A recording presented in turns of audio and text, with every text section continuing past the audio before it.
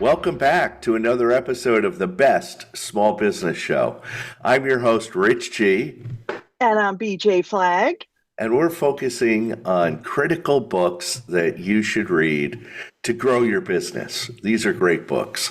They are so good. Today, we're diving into Think Again by Adam Grant. It's a powerful book that challenges our tendency to hold on to all those old ideas and ways of thinking and encourages us to embrace rethinking. Rich, I think that is the best thing to say, right? Absolutely, absolutely. This is like BJ said. This is a heavy book. This Yeah. isn't a light read for the airplane. This is a very heavy book, but it's a great book. Oh, for sure. And you know what? As small business owners, the ability to question and adapt our beliefs, strategies, and approaches can be the difference between thriving and just merely surviving. I think that in this episode, we're going to highlight six key takeaways from the book tailored to small business success and provide an action step for each of these. So let's get started. Rich, kick us off. Okay, number one, the power of knowing what you don't know.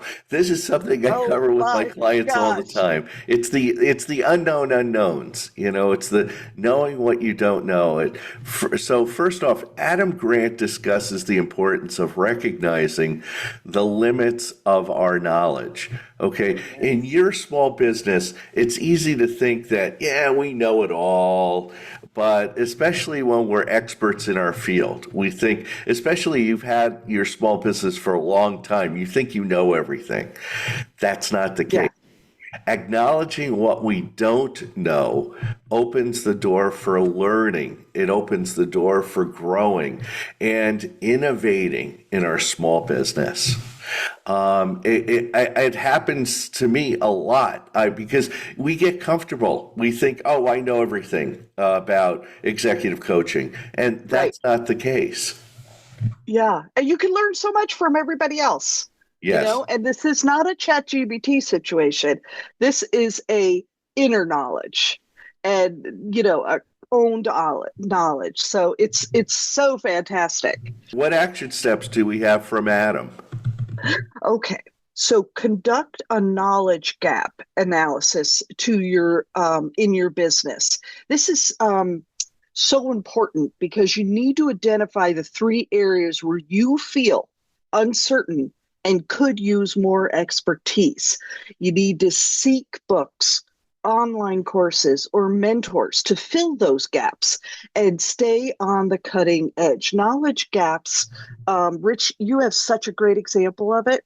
Yeah, knowledge gaps are areas. They're the hidden areas that I call unknown unknowns, things that bite us in the butt.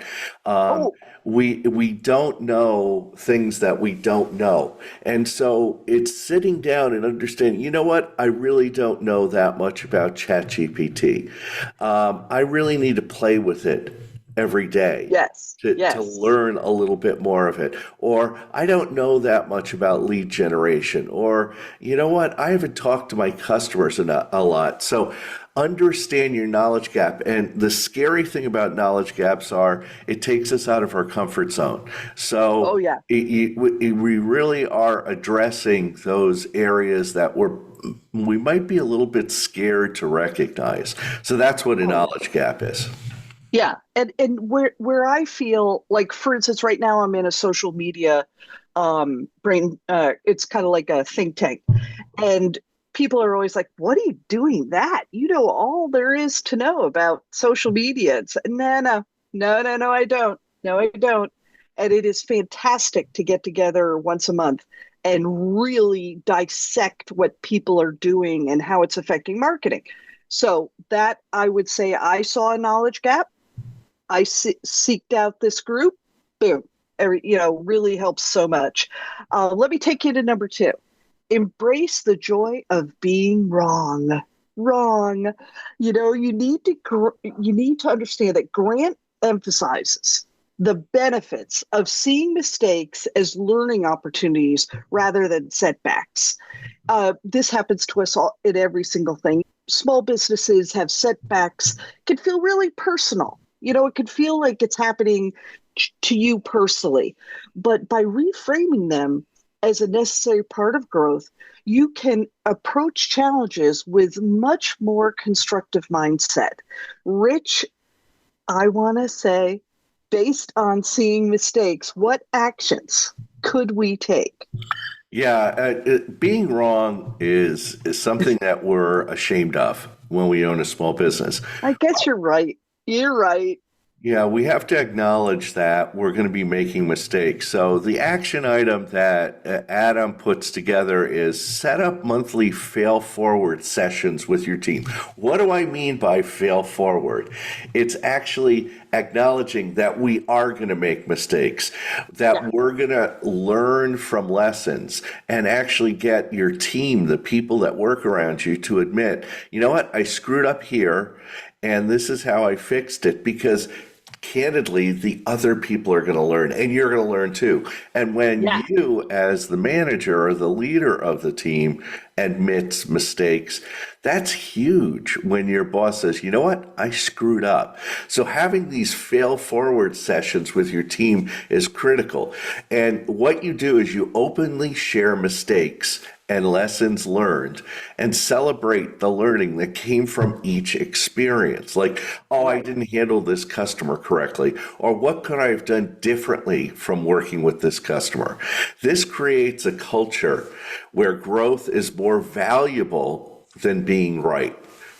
Yeah. And you've always said that really looking at a mistake as an opportunity is a better thing to do. We all remember Edison's how many times he failed before he, discovered the illumination. But that in its own, you're accepting it, not getting concerned, moving on. So I love it. I love it. Rich, bring us to number 3. Number 3 is think like a scientist, not a preacher or a prosecutor. Well, what does Adam Grant mean by this? He describes 3 mindsets. Number 1, he talks about the preacher who defends beliefs. Then he talks about the prosecutor who attacks each other's views. And then he talks about the scientist who seeks truth, which is different from the preacher or the prosecutor. And but here's the funny thing. Truth is scary sometimes. It's very scary because in business, adopting this scientific mindset rather than the preacher or the prosecutor means treating your ideas as hypotheses and being willing to test and revise them rather than being this dictatorial preacher or a prosecutor that's always pointing out bad things. Being a scientist, you're looking for the truth. So, BJ, tell us about the action items for this Grant's mindset area. Awesome. So really what we want you to do is apply the scientific method to your business strategies. Hey, what do I mean by that? You need to create a hypothesis, what are you doing? What's happening? You also have to decide, okay, we're going to begin with the end in mind. Good old Stephen Covey tells us, begin with that vision. And once you're at that vision, you're going to you're going to see your little roadblock, you're going to see what happened, and then you're going to bring yourself to it. You're going to choose like one area of your business, like your marketing approach or your business offering, and you're going to set up an experiment and gather the data and adjust based on those results. So you're really doing it not by, you're not doing it just by guess. You're actually looking at the data. Rich probably gets sick of me talking about data, but look in the data, look and see what's happening. Everything that you're doing is evolving. It's not like a fixed position. So you really need to look at everything that you're doing, right, Rich, and kind of get in there. Yeah, I believe that. It's so important. So what's number 4, BJ? Okay, build a challenge network, not just a support network.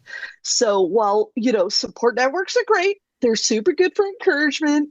And, challenge networks are going to push you to think critically and reconsider your approaches. And think of the social media group that I'm talking about. Yeah. These are major influencers in the industry. And we are all talking about fails and things that didn't work and why didn't it? And now setting up, goals to do that. Rich, it's been amazing. Yeah, having a challenge network is very rare in business because Yeah. people just want to keep. I just want to just keep selling ice cream. That's it. Well, have you ever thought of doing something different, offering something, and having this challenge network built in? Yeah. And, Rich has an incredible group of coaches that all meet together, and they are literally challenging each other every time to push, push, push, because that's what they can offer to people. It's amazing.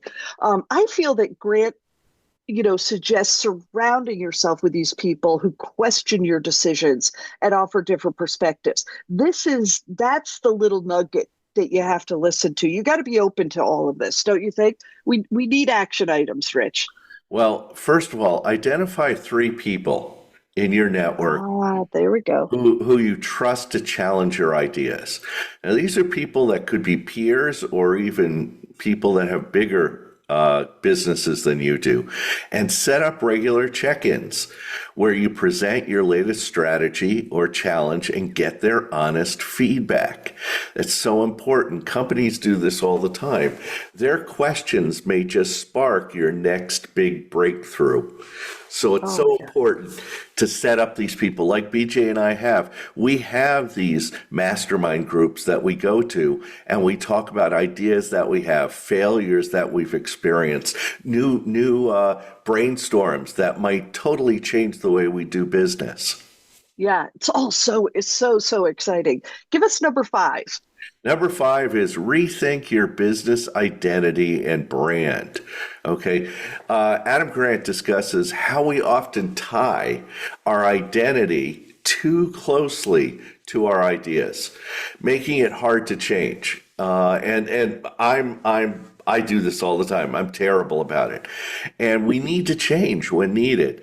We have to look past our ego because we tie our ego too much into our business because we represent our business, and honestly, we see that a lot with big companies out there. The CEO Oh, yeah. has a huge ego, and they don't want to change. So. Yeah. And look at like Victoria's Secret.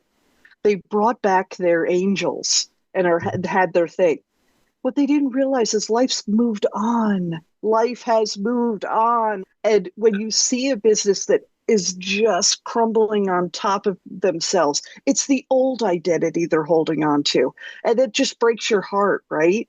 It just, uh, Yeah, can't it's handle sad. It's like for small businesses, clinging to an old identity or brand that no longer serves you can hinder growth. it. Oh, yeah. It's funny. There's a Hallmark store in the town that I live in, and I Uh-oh. just you go in there. It's like I'm not spending $5 for a card for a piece of paper, and they have all these tchotchkes. It's like I walked back into 1980 and they haven't changed at all. And they don't realize that they're catering to a population of 70-year-olds, that remember this back in the 80s and the 70s.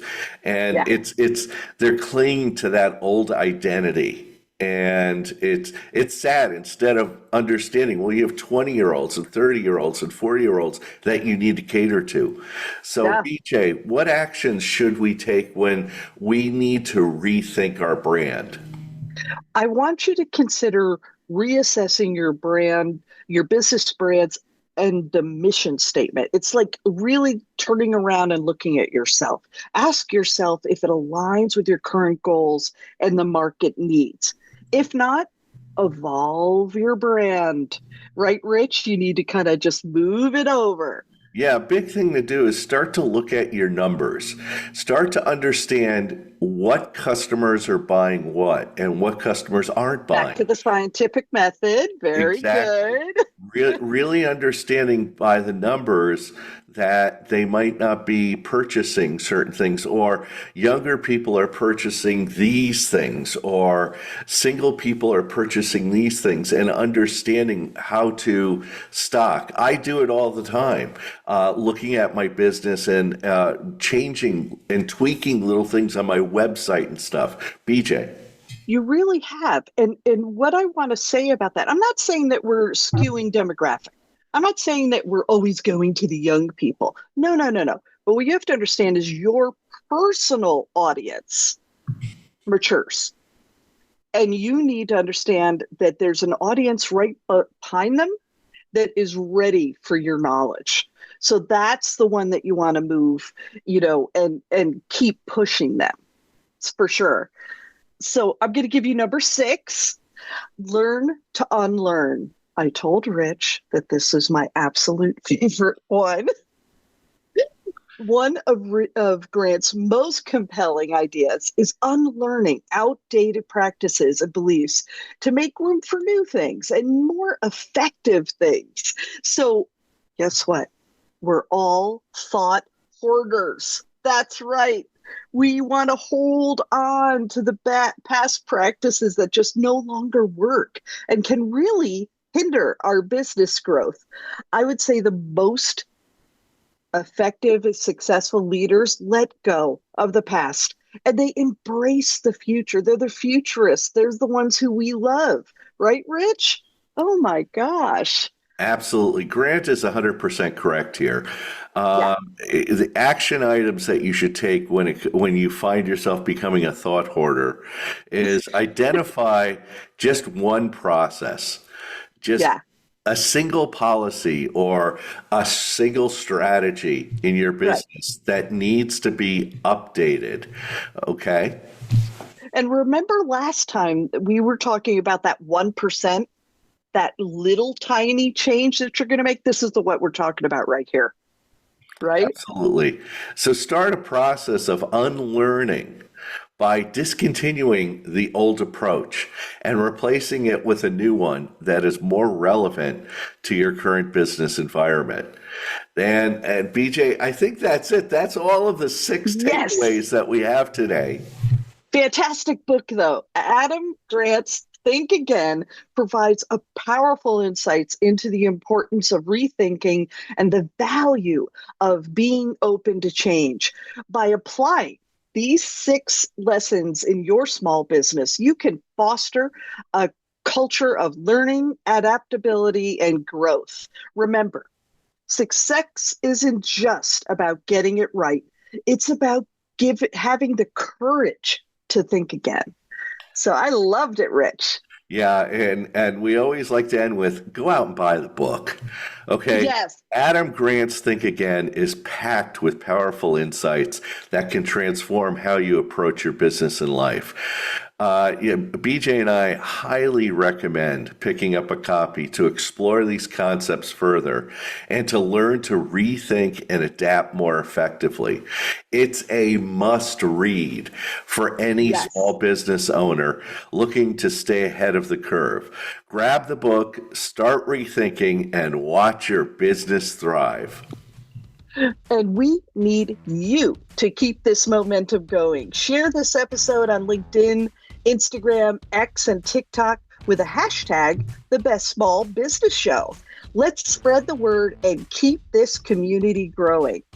And ready to take your business to the next level? Reach out to me, Rich G, at richg.com for top-tier business coaching that drives results. And for all things brand marketing and website design, connect with my fantastic podcast partner, BJ Flagg, at newrenew.com. Let's make your brand unforgettable. Thanks for tuning in and being such a fantastic part of our team. If this episode fires you up, don't miss out on what's coming next. Subscribe, follow, and share for your budding entrepreneurs, with your budding entrepreneurs, and level up. Your support keeps us growing and going and helps us make an even more significant impact. A big shout out to our editor and producer, Richard Scalzo, for making us sound fantastic in every episode. Have an unbelievable week and crush those goals, and we'll catch you on the next episode.